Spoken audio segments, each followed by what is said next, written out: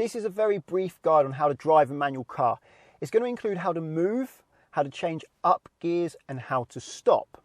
The first thing you need to do is turn the engine on. Now there's two stages to turning the engine on. The first is your ignition. So if you turn the key, normally the first click, little lights come up on the dashboard, these little symbols. That means your ignition's on, and when your ignition's on, your electrics work. So you have electric windows, your fans work, your stereo, your lights, etc. But your engine isn't running, and you know your engine's not running because it says 0 on the tachometer there, the tach. To get the engine running, what I recommend you do is hold the clutch down, which is this left pedal here, clutch to the floor, all the way to the floor when you press it down, and then turn the key all the way, and then the engine fires into life. As you can see, the engine is now spinning. The reason I recommend holding the clutch down when you turn the engine on is not only some cars require you to do this, but if your car was in gear and you turn the engine on, the car would shoot forwards in a forward gear and backwards in reverse gear. Okay, so once your engine's started, your gas is now going to work. This is your gas pedal here, but you're not going anywhere. And that's because you're not in gear. So to put it in gear, make sure you press the clutch down. As my clutch is already down, I'll just leave it down, or if it wasn't down, I'll just press the clutch down. Then I'll move it into gear 1 by pushing the gear stick all the way to the left and forwards. Most cars are like this. When I say most cars, nearly all cars these days are like this. Some have what's known as a dog leg gearbox, but you really don't see them these days, only in older performance cars where first would actually be where second is, but left and forwards for first. And what you need to do next is take the handbrake off. Now, if this was a hill and you took the handbrake off, the car would roll. So I don't recommend practicing driving a manual car on a hill until you first of all practiced on a flat. The way I'm going to teach you here is not going to work on a hill very well. So I'll take the handbrake off. To do that, this is the handbrake. I'll lift it up. That allows me to press the button in. Now I'll hold the button in as I push it down. Now the handbrake is off. Now I need to set the gas. And what I mean by set the gas is give a little bit of gas so there's a little bit of power. So this is the right pedal. This is my gas pedal. I'm going to press that gently until the revs build up somewhere between 1 and 2,000 RPM. Some underpowered cars may need you to have as much as 2,000 RPM, but most cars are okay somewhere between 1 and 2 as I have now. Practice keeping that steady before you try setting off, because it's quite a hard pedal to keep steady as there is a delay. You move it a bit, it then increases later. You come off the gas a little bit later it goes down, so you end up sort of chasing your tail with it going up and down all the time. So press it a little bit, wait, and it will gradually build up. Normally about the thickness of a pound coin seems to do the job nicely. The next stage is to move. Simply all I need to do is lift the clutch, this left pedal that I'm currently on at the moment, up to the bite point. Now you know when you're at the bite point because the car starts to move. Once I reach the bite point, it's really important that I stay at the bite point. If I continue to lift the clutch, the car will kangaroo up the road or it may stall. Holding the clutch on the bite point will give the clutch a chance to do its job. Of course, I'm going to make sure no one's coming before I do that. I'll turn my windscreen wipers on as well, as it is raining here in sunny England. There's a car behind, so just wait for that car to go past. And another car behind, I'm waiting for that one as well. I check my right blind spot to make sure there's no one on my right, and it looks clear now. So I'm going to gradually lift the clutch until the car starts to move. So I'm slowly bringing the clutch up with my heel in the air, and when it starts to move, I'll hold it steady. And I'll put my heel down just so I can support my leg. Now I'm going to hold the clutch steady until the engine starts to go up in pitch and the revs start to rise like they are now. Now I can come fully off the clutch and I'm moving. I'm not moving very fast. I'm not trying to move fast. I'm a learner doing their first lesson, don't forget. And now I want to change up a gear.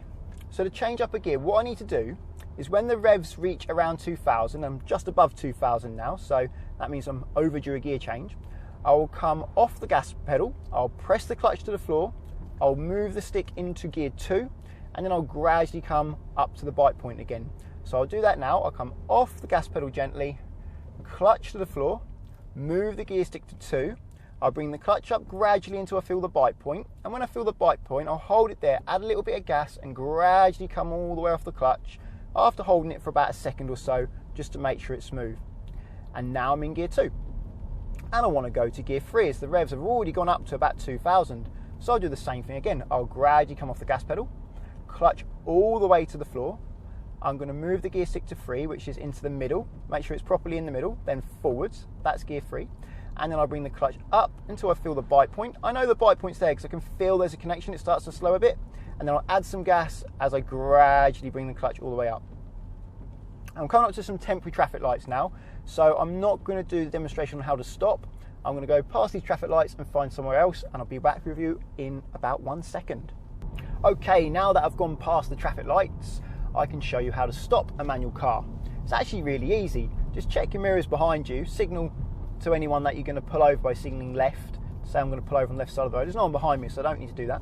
All I need to do is cover the brake and clutch. The car starts slowing down, start adding brake to stop where I want to stop, and the clutch must come down and stay down once the revs reach 1,000, like I've just done just there. Line up with the curb, modulate the brake so that you don't stop too early or too late. So I'm just giving myself enough time to line up nicely, then I'll finish the braking and stop completely. And now you cannot come off the pedals. If you were to come off the pedals, the car would stall or shoot forwards. What I first must do is pull the handbrake up, so hold the button in, pull it up. When it's firm, let go of the button, and then it should stay up. And that means I can come off the foot brakes. The handbrake has taken over the work of the foot brake for me, and I must put it into neutral before I come off the clutch. And so now I'm in neutral, is I'll put the gear stick in the middle, and to double check, I'll go from side to side. And if I can go from side to side like this, it's in neutral. If it's in gear, it will go from side to side, but not very much. So that's a good way to know you're in neutral. Definitely in neutral there. So I'll come off the clutch, and I'm secure and stopped. I'm going to go quiet now and let you watch me drive. I'm going to move away, go up to second gear, then third gear, and then stop again. That way you can pause and rewind and watch it as many times as you like.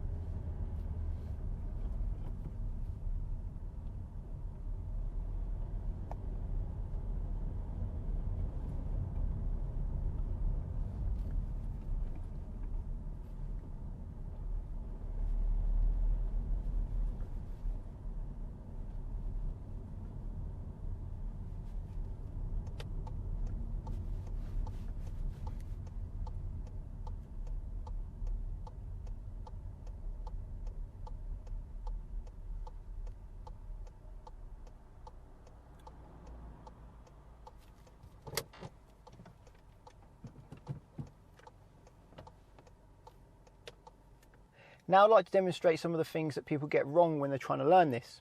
The first thing is they don't give enough gas.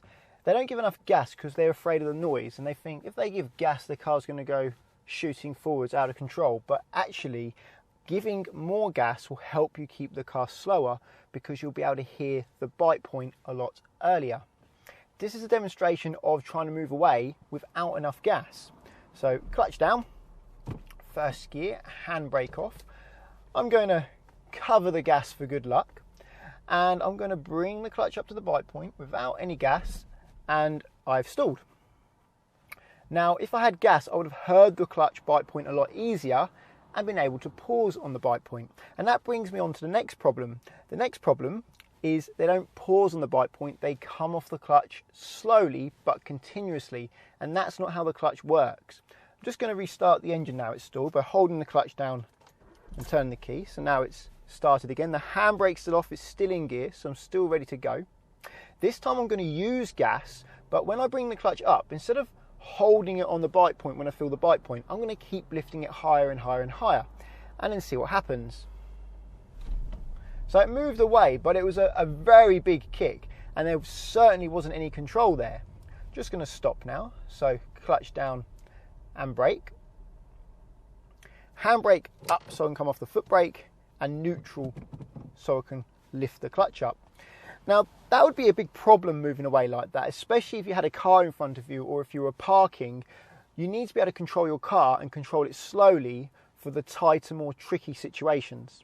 Don't hold the clutch indefinitely at the bite point though. Beginners should aim to hold the clutch for about 4 seconds when moving away and about 1 second when changing gear. Here is an example of kangarooing. This happened because I lifted the clutch up too high without giving any gas.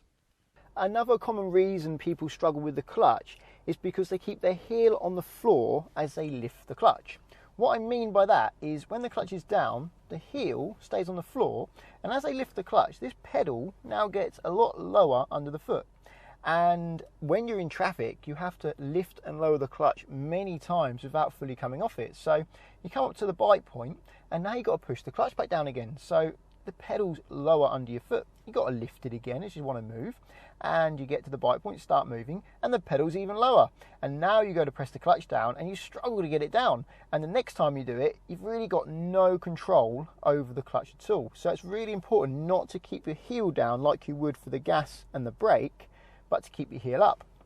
How you want to do it is keep the ball of your foot near the bottom of your pedal and the toe of your foot near the top of your pedal. Keep your heel up, and that way you can lift the clutch up and down without the pedal moving under your foot, which is really important.